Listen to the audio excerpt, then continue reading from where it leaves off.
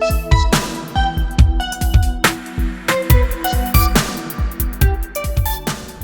guys, in this lesson we're going to be learning about the probability of simple events. Let's go have some fun. Hi, welcome to Unit 7, Lesson 1. In this lesson, we'll be looking at the probability of simple events. In all of Unit 7, we'll be discussing probability, but in this particular lesson, we're focusing on the probability of simple events. And by simple event, we simply mean one single event. So you're just spinning a spinner, or you're just rolling a die, or you're just flipping a coin. So you just have one event that you're doing, one experiment that you're carrying out. So when we talk about probability, we're talking about the number of favorable outcomes related to the number of total outcomes. So for example, if you're going to roll a die and you need to get a 3, you're playing a game where a 3 wins. Well, on a die, there's 1 3. So the number of favorable outcomes on a die is 1 if you're looking for a 3. Then for your bottom number, your number of total outcomes, well, when you roll a die, there are 6 different things that can happen. One of those is a 3. So when you roll a die, we would say that the probability of rolling a 3 is 1 out of 6. Let's say you need to roll an even number, and so you want to look at the probability of rolling an even number. Well, there's 2, 4, and 6. There are 3 even numbers on a die out of 6 possible outcomes. So you have a 3 out of 6 chance, or 1 out of 2, or we could call that a 50% chance of rolling an even number. So that's how probability works, just a ratio of your favorable outcome or the outcome that you're looking for over the total number of possible outcomes. Let's look at this first example. Sophia is going to spin the spinner 1 time. What is the probability that she does not land on a 2 or a 3? We refer to this as a complement when we're looking at the probability of something not occurring. So I want you to see what happens here. So we're going to look at both. Let's first look at the probability that she does get a 2 or a 3. So we read that as the probability of getting a 2 or a 3. Well, the total number of things on that spinner is 6. There's a 2 and a 1 2 and 1 3. So that's 2 spaces that have a 2 or a 3. So the probability of getting a 2 or a 3 is 2 out of 6, which simplifies to 1 out of 3.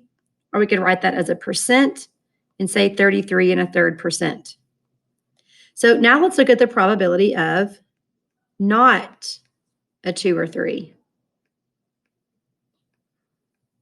So again, we still have 6 possible outcomes on the spinner. And we want to count how many are not a 2 or a 3. So 8, 5, 9, and 6. So there are 4 favorable outcomes if we're talking about not a 2 or a 3. That simplifies to 2 out of 3, or 66 2/3%. Now what you might notice is if I add these together,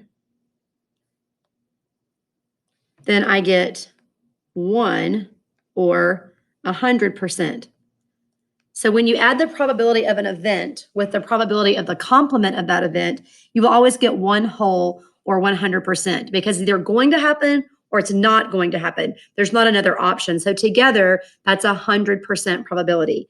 So when you add together the probability of an event and its complement, you will always get 1 whole or 100%. Let's look at this example. We're going to make a tree diagram. It says Mackenzie is going to flip a coin 5 times.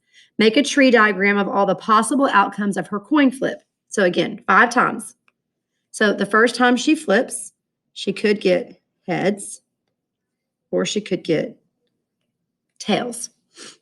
And the second time she flips, she could get heads or tails. And the third time she flips, she could get heads or tails.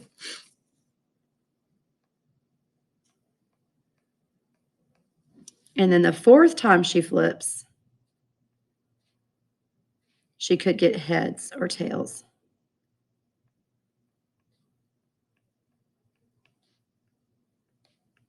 But it said 5 times, so she's gonna flip 1 more time. And on that flip, she could get heads or tails.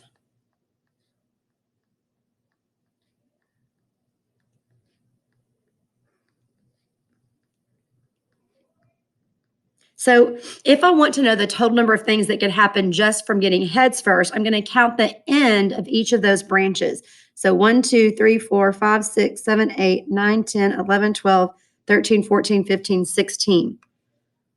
So there are 16 different things that can happen if she gets heads first. But she could get tails first. If she gets tails first, she could get heads or tails second. And then third, she could get heads or tails. And then fourth, she could get heads or tails. You'll see that this looks exactly like the first one that we made, except that we're talking about getting tails first. So then on that fifth flip of a coin, she could still get heads or tails.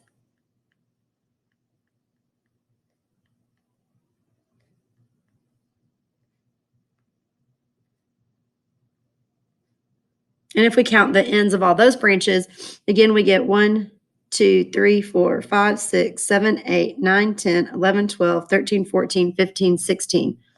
16 different things that can happen. So together, we call this our sample space. The sample space is your total possible outcomes, all the different things that can happen. And in this case, that equals 32 different things.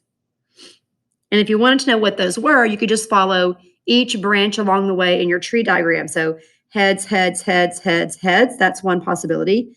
Heads, heads, heads, heads. Tails is a possibility. You would just trace each branch to see each of the 32 possible outcomes in the sample space. And that's a tree diagram.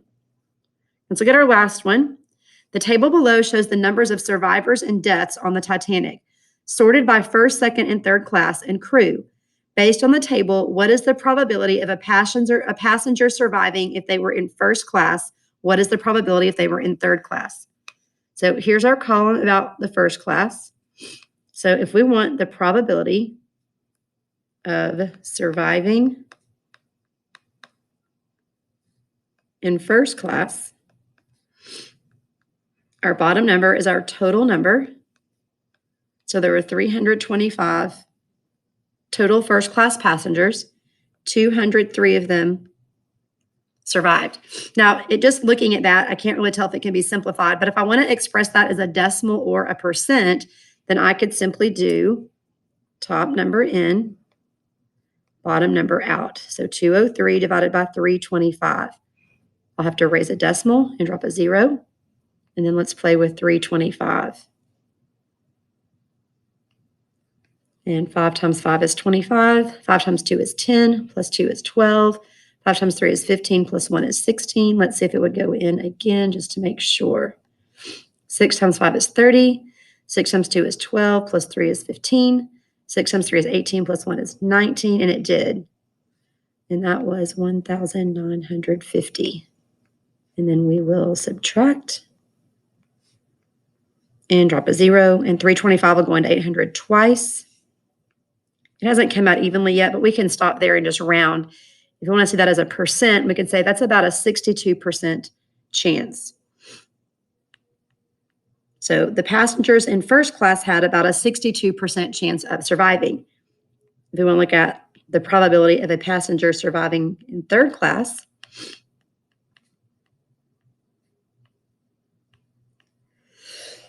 excuse me. Well, in third class, so now we're looking right here, there were 706 total passengers, 178 who survived. So those are both even. I know I could for sure split those in half. I could divide by 2. 2 goes into 178 89 times, and 2 goes into 706 353 times. And now if I want to see that as a percent, I can do 89 divided by 353. 89 divided by 353. Raise a decimal and drop a 0. Let's try 353 times 2. I know it won't go in a third time. That's 706.